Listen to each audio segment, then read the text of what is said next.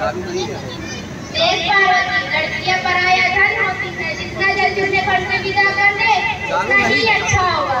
बस उसकी पढ़ाई लिखाई पर तेरी गलती यह है कि तू एक लड़की है, लड़का होती तो क्या बापू, लड़का होती तो क्या। रे लड़की, ज्यादा जुबान ना चला, ना हलक से जुबान खींचकर बाहर निकाल दूंगा। पर बापू, मैं पढ़ लिख कर कुछ बड़ा बनना चाहती हूँ। तुझे पढ़ना है तो पढ़, लेकिन सारी उम्र बाप की छाती पर यूं बोझ बनकर ना बैठ। पर बापू, अभी तो मेरी उम्र पढ़ाई लिखाई की है, मैं पढ़ लिख कर डॉक्टर बनना चाहती हूँ। पढ़ाई पढ़ाई पढ़ाई, आज तेरी इन किताबों का काम तमाम कर दी। मत फाड़ो बापू, मत फाड़ो बापू, मत फाड़ो बापू, आज आपने मेरी किताब मेरी किस्मत को ही फाड़ दी। ये कापी किताब सिर्फ छोरों के हाथ में अच्छी लगती है, छोरियों के हाथ में तो सिर्फ मेहंदी अच्छी लगती है, मेहंदी। पर बापू, लड़का और लड़की हमारे दोनों आंखों के समान होते हैं। मेरी एहसान मान के अभी तक तो जिंदा है, कहीं बचपन में गला दबाकर मार दिया हो तो तेरी बकबक कैसे निकले। पर बापू, मुझे चूल्हा जलाना ना अच्छा लगे। देख छोरी, जितना जल्दी है चूल्हा जलाना सीख जा, तेरे लिए उतना ही अच्छा होगा। विवाह तो होगा वो भी कल ही कल।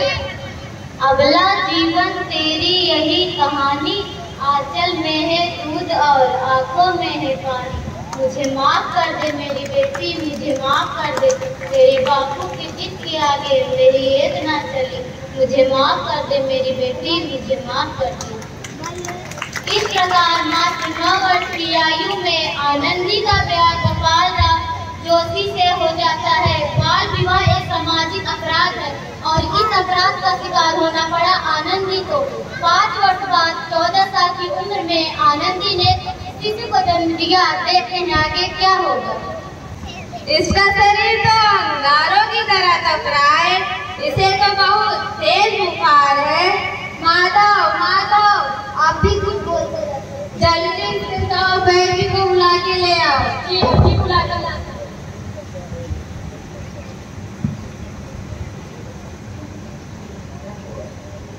ये क्या कर रही हो आनंदी? भगवान की विभूति लगा रही हूँ। भगवान की कृपा से इसका माथा भी ठंडा हो रहा है और बुखार भी उतर रहा है। आंखें खोलो बाबू, आंखें खोलो, तुम्हें तुम्हारी माँ बुला रही है। आंखें खोलो, देखिए ना ये आंखें नहीं खोल रहा है।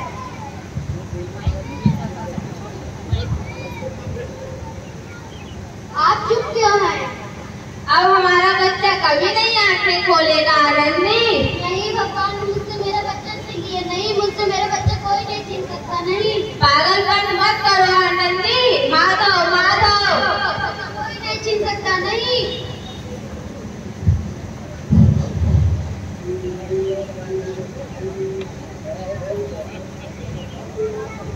भगवान ने मुझसे मेरा बच्चा छीन लिया। मुझसे मेरा बच्चा कोई नहीं छीन सकता। नहीं, मुझसे मेरा बच्चा छीन लिया। ये सब क्या कर रही हो आनंदी? पागलपन मत करो। भगवान ने मुझसे मेरा बच्चा छीन लिया। भगवान ने नहीं, तुम्हारी अशिक्षा और विश्वास से हमारा बच्चा छीना है। अगर आज तुम पढ़ी लिखी होती तो हमारा बच्चा जीवित होता। तुम अनपढ़ थी आनंदी, अनपढ़। नहीं, मैं अनपढ़ नहीं रहूंगी, मैं पढ़ूंगी लिखूंगी। शाबाश आनंदी, शाबाश, यही तुम्हारे अपराध का प्रायश्चित भी होगा। ये लो, मन लगा के खूब पढ़ाई करो।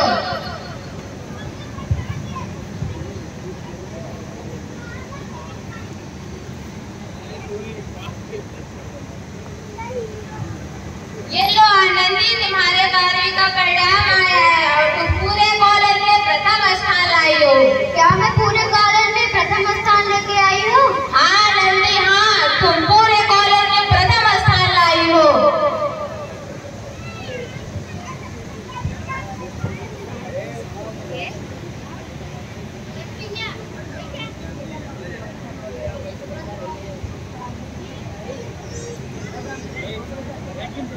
आनंदी, तुम्हारी मेहनत रंग लाई है।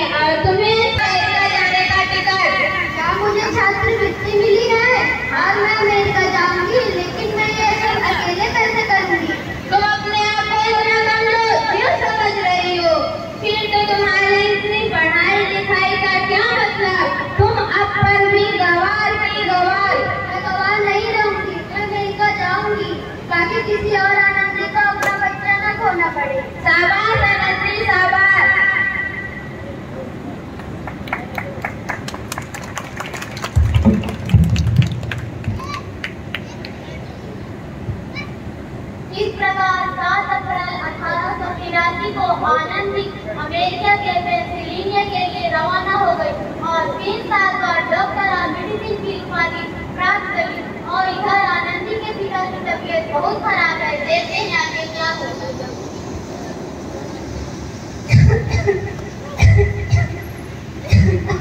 लगता है मेरे जाने का समय आ गया है। अब मैं नहीं बचूंगा। ऐसा मत बोलो भाई। शहर के सिटी हॉस्पिटल में अमेरिका से डिग्री लेकर बहुत बड़े डॉक्टर आए हैं। चलो चलकर दिखा लेते हैं। हाँ भैया, चलो चलकर दिखा लेते हैं। कम से कम दिल को तसल्ली तो हो जाए। हाँ, जल्दी चलो हॉस्पिटल। इसकी तो तबीयत बहुत ज्यादा खराब है। इसको तो कोई चमत्कार नहीं बचा सकता है। अरे ऐसा मत बोलो भाई। डॉक्टर साहब कब तक आ जाएंगे? लो, डॉक्टर मैडम आ गए।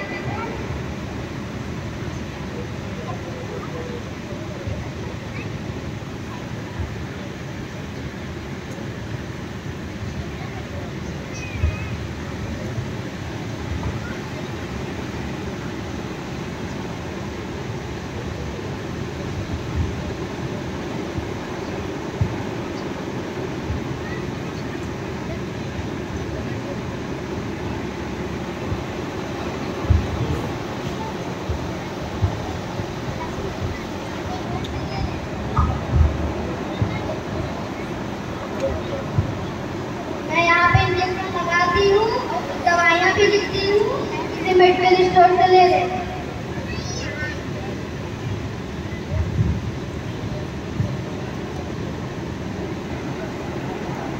अब आप बिल्कुल ठीक है। डॉक्टर मैडम ने आपको डॉक्टर साहब का मुझे डॉक्टर साहब से मिलना है।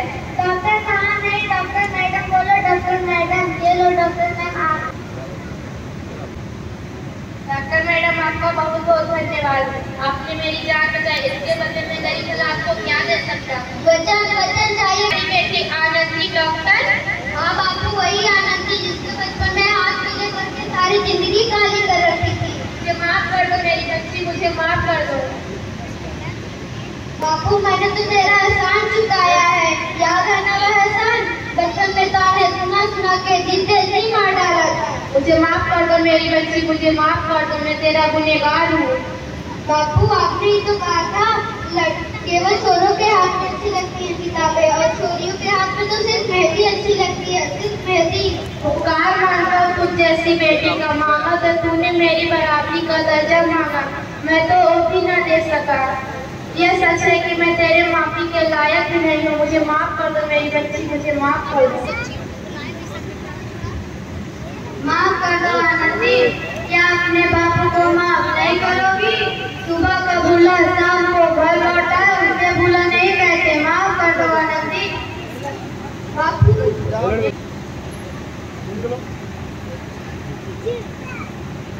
इस प्रकार आनंदी भाई जोशी ने अपनी मेहनत और इरादत से न केवल भारत की पहली महिला बनी, बल्कि आगे चलकर लड़कियों को भी एक नया रास्ता दिखाई जो जीवन में कुछ करना चाहिए। हमें लड़का और लड़की में फर्क नहीं करना चाहिए। दोनों को बराबरी का दर्जा देना चाहिए। बेटी बचाओ